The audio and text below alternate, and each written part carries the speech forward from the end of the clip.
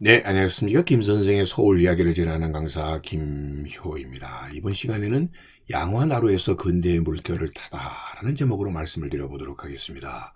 최근에 이 시민 참여 프로그램으로 서울 양화나루와 잠두봉 일대의 유적도 답사를 하고 백길로 유람하는 이런 프로그램이 소개되고 있는 것을 포스터를 통해서 봤는데요.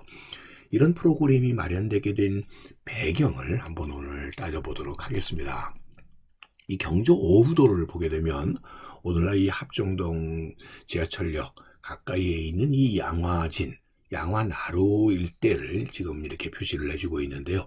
이 선유산과 양화나루, 양화진 사이에 예로부터 이렇게 나룻길이 마련이 되어 있었고, 이 양화나루를 통해서 강화도와 또 인천으로 가는 중요한 간선도로가 이어졌었다라는 것을 통해서 이 양화나루 일대가 대단히 교통상의 중요한 길목이었다는 것을 알 수가 있습니다. 흔히 이 양화나루가 있는 곳에 봉우리를 잠두봉, 즉 누에고치의 머리 모양을 하고 있다라고 해서 잠두봉이라고 이렇게 불려왔고, 이것을 이두식 표현으로 가을두라고 표시를 했었는데요. 가을두라는 것은 들머리라는 말이 되겠습니다. 그런 의미에서 서울로 들어가는 들머리에 해당되는 나들목에 해당되는 곳이 바로 이 잠두봉 양화나루 일대다라는 얘기가 되겠습니다. 이런 것은 이 겸재의 그림을 통해서도 우리가 확인할 수 있는 것처럼 오른편에 보는 것이 선유산이 되겠고요. 선유산에서 나룻배를 타고 건너려고 하는 나그네들의 모습을 우리가 이 그림에서 확인을 해볼 수가 있겠고요. 이 나그네들이 넘어가려고 하는 것이 바로 건너편 강북에 있는 양화나루로 가려고 하는 것이라고 보면, 바로 이 길목이라고 하는 것이 강화도나 인천 쪽에, 즉 서해안 지역에서부터 서울로 들어오는 중요한 길목이었다라고 하는 것을 이 그림을 통해서도 우리가 확인을 해볼 수가 있습니다.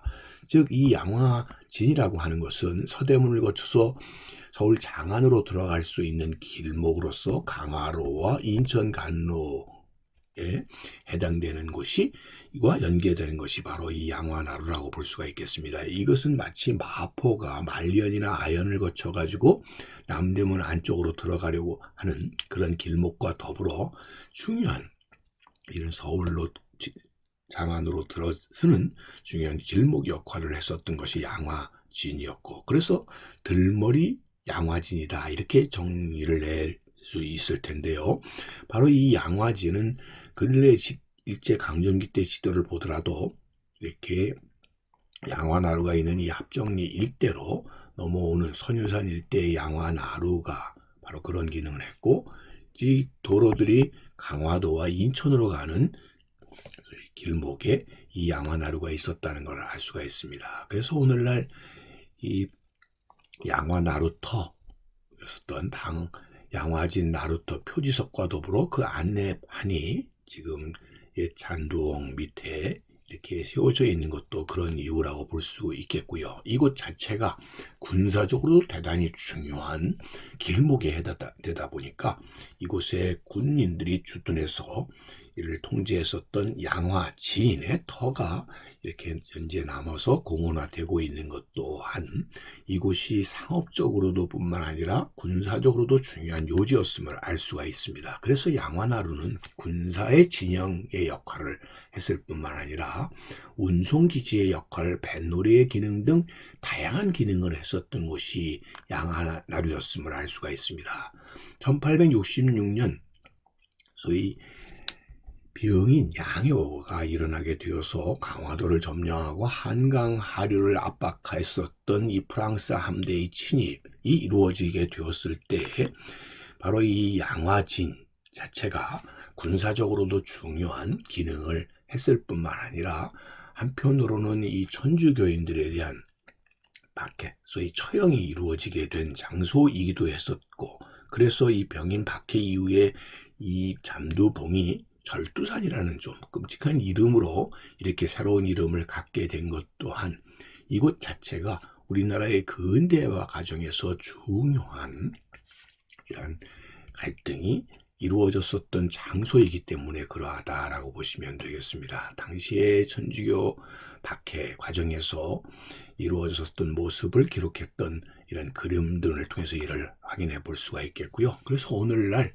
이 천주교 순교라고 하는 입장에서 이 잠두봉이 절두산이라고 하는 명칭으로 불리어져서 순교 성지로 이렇게 자리 잡게 된 것 또한 그런 의미라고 보시면 되겠습니다. 1967년도에 완성이 된 절두산 순교 성지 순교 기념관의 모습을 담은 사진이 되겠고요. 그래서 이것이 자체가 잠두봉에서 절두산으로 이렇게 이름이 바뀌어졌고, 또 한편으로 양화진 외국인 선교사 묘원이 이곳에 마련되게 된 것 또한 이것은 우연이 아니라고 볼 수 있겠습니다.